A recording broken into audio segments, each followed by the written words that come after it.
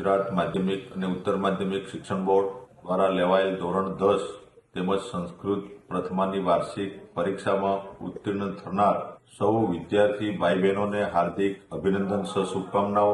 માર્કશીટમાં રહેલા ગુણ કરતા વ્યક્તિમાં રહેલા ગુણ સદગુણ વધારે મહત્વના છે। પરીક્ષા તો આવે ને જાય, આ કોઈ જીવનની છેલ્લી પરીક્ષા નથી। ધોરણ 10 ધોરણ 12ની પરીક્ષા હોય કે કોઈ પણ શાળા કોલેજની પરીક્ષા હોય, પરીક્ષા સમયમાં માત્ર વિદ્યાર્થીની સ્મરણ શક્તિની કસોટી થતી હોય છે। તે કેટલું યાદ રાખી શક્યો તેની સમજણ શક્તિની કસોટી થતી નથી।